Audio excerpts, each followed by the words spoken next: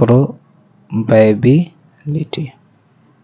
ठीक है, तो चलिए डियर आज हम लोग एक्सरसाइज 13.1 के क्वेश्चंस करते हैं।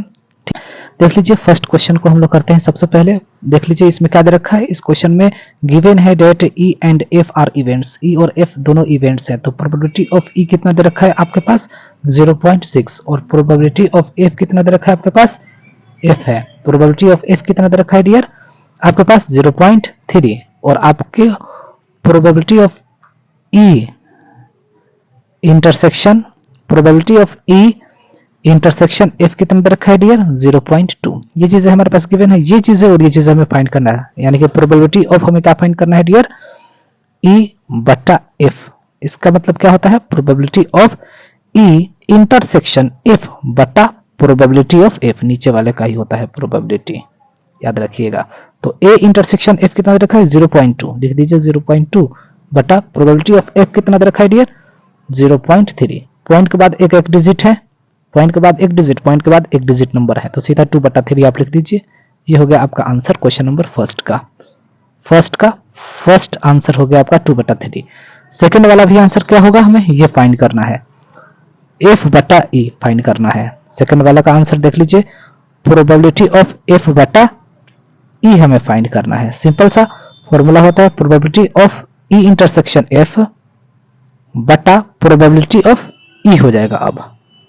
ठीक है, जो नीचे वाला होता है उसी का प्रोबेबिलिटी हम लिखते हैं, ये याद रखिएगा चीजें। जो नीचे होता है उसी का प्रोबेबिलिटी हम लोग लिखते हैं। तो ये नीचे है ई है तो ई लिख दिया मैंने। Probability of E intersection F कितना दे रखा है डियर, तो ई इंटरसेक्शन हम 0.2। प्रोबेबिलिटी ऑफ ई कितना दे रखा है 0.6, यानी कि पॉइंट के बाद एक डिजिट नंबर है, पॉइंट के बाद एक डिजिट नंबर है, तो सीधा 2/6 लिखिएगा। 2 1 2 2 3 6, यानी कि 1/3। यानी कि फर्स्ट वाले का आंसर आया है 2/3 और सेकंड वाला का आंसर आया है 1/3। ये दोनों आपका आंसर हो गया।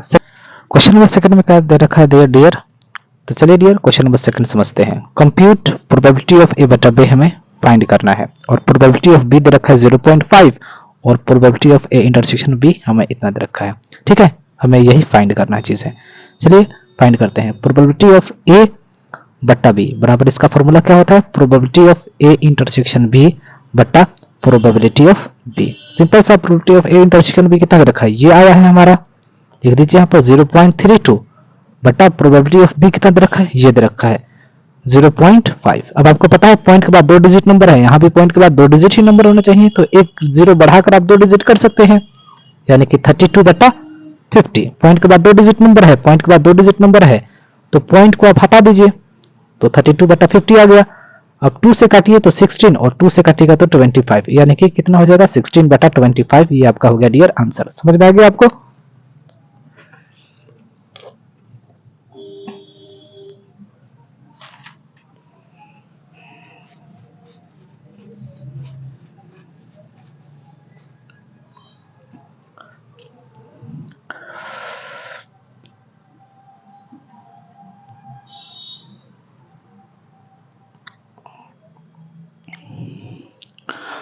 अब नेक्स्ट समझ लीजिए डियर क्वेश्चन नंबर थर्ड को देखते हैं हम लोग। ये प्रोबेबिलिटी ऑफ ए हमें इतना दे रखा है, प्रोबेबिलिटी ऑफ बी कितना दे रखा है 0.5 और हमें ये भी दे रखा है। 3 चीजें गिवन है, हमें ये 3 चीजें फाइंड करना है। चलिए आराम से फाइंड करते हैं। सबसे पहला probability of A intersection B, बहुत ही आसान है, देख लीजिए probability of A intersection B, यही हमें फाइंड करना है। ये कितना दे रखा है हमारा, यही हमें फाइंड करना है चीजें। ठीक है,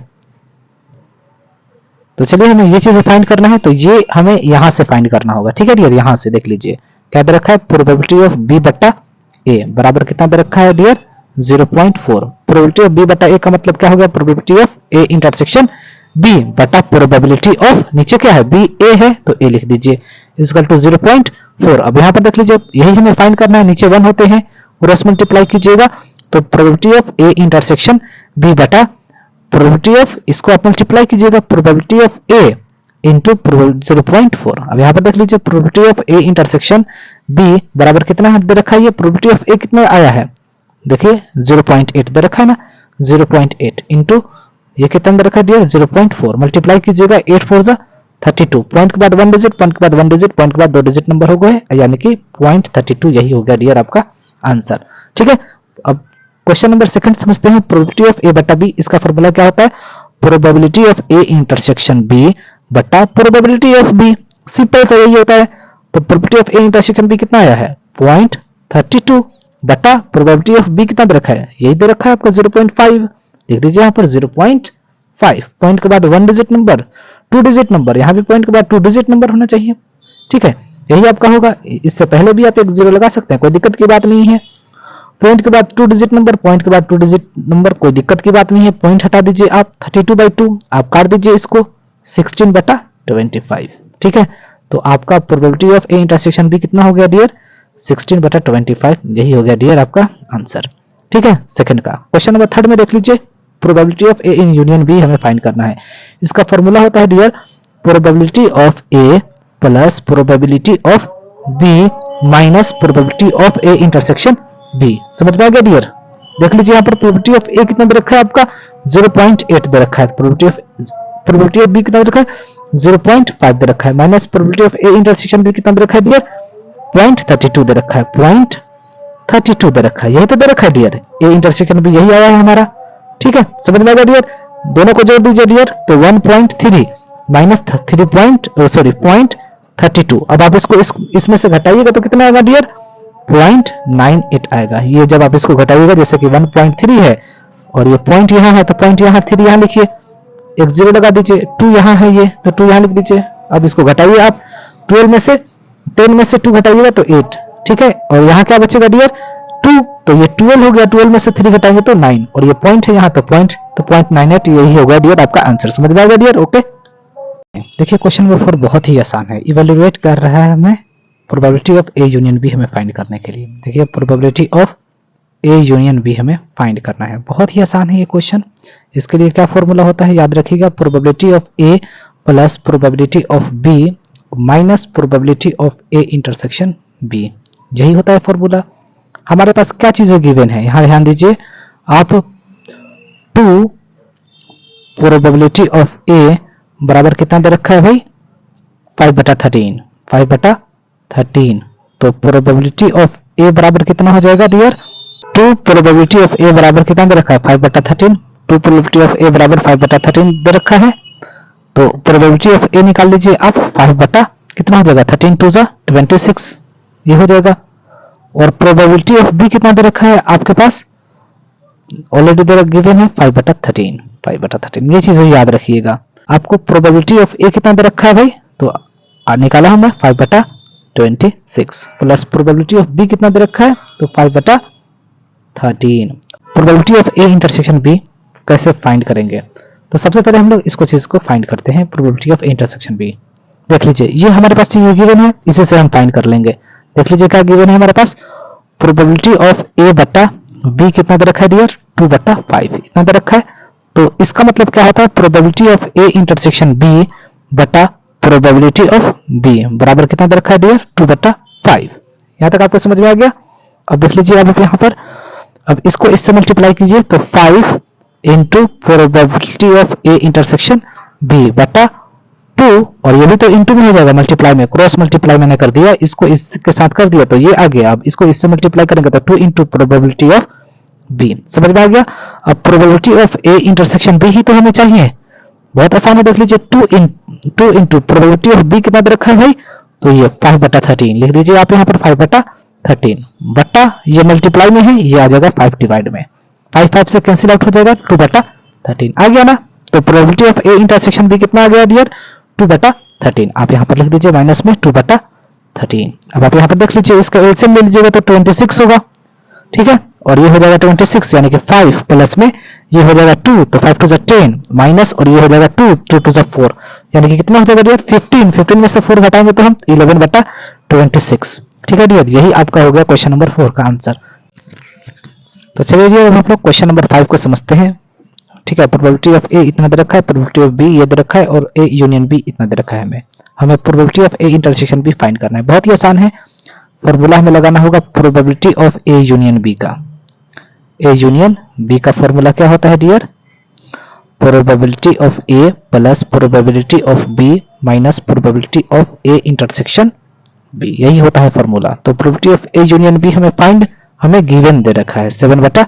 11। आप इसमें क्या कीजिए, सबसे पहले मैं आपको बताना चाहूंगा, आपको इंटरसेक्शन चाहिए ना, तो आप इंटरसेक्शन को क्या कीजिए, आप इक्वल के बाहर कर दीजिए। तो ये बाहर जब आएगा तो probability of A intersection B, तो क्या आपके पास बचा, ये तो एज इट इज रहेगा, probability of A plus probability of B, और ये इक्वल के बाहर है, अंदर की तरफ ये बाहर की तरफ जाएगा तो minus probability of A union B. इस तरीके से आप कर दीजिए। प्रोबेबिलिटी ऑफ ए कितना दे रखा है डियर, कितना 6/11। प्रोबेबिलिटी ऑफ बी कितना दे रखा है 5/11 minus probability of A union B कितना दे रखा है 7/11। ठीक है डियर, अब देख लीजिए ए इंटरसेक्शन बी, यही तो हमें फाइंड करना है। ठीक है डियर, अब ये सब का अब आप एलसीएम लीजिएगा तो कितना हो जाएगा 11, ये हो जाएगा 6 + 5 - 7, यानी कि कितना आ जाएगा डियर 6 और 5 11, 11 में से 7 घटाएंगे तो 4/11, यही आपका हो गया डियर आंसर, 4/11 आंसर हो गया। अब प्रोबेबिलिटी ऑफ ए बटा बी का क्या फॉर्मूला होता है, probability of A intersection B बटा नीचे क्या है बी है, तो प्रोबेबिलिटी ऑफ बी लिखेंगे। ए इंटरसेक्शन बी कितना आया है डियर 4/11 आया है, 4/11, ये नीचे है क्या है, प्रोबेबिलिटी ऑफ बी कितना है 5/11, तो ये 11 को लिखेंगे हम ऊपर और 5 को लिखेंगे नीचे। 11 से कैंसिल आउट हो गया, क्या आ गया डियर 4/5, 4/5 आपका आंसर आ गया सेकंड का। थर्ड नंबर में देख लीजिए, हमें ये फाइंड करना है प्रोबेबिलिटी ऑफ बी बटा ए। फॉर्मूला क्या होता है, probability of A intersection probability of B बटा प्रोबेबिलिटी ऑफ और प्रोबेबिलिटी ऑफ ए, हमें ये फाइंड करना है बस। सॉरी ये ए है, ए लिख दीजिए यहाँ पर।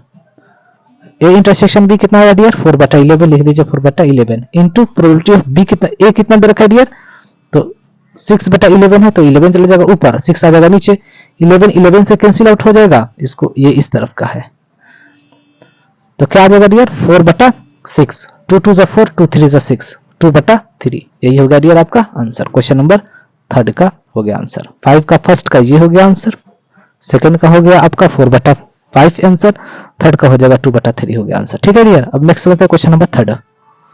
अब नेक्स्ट समझते हैं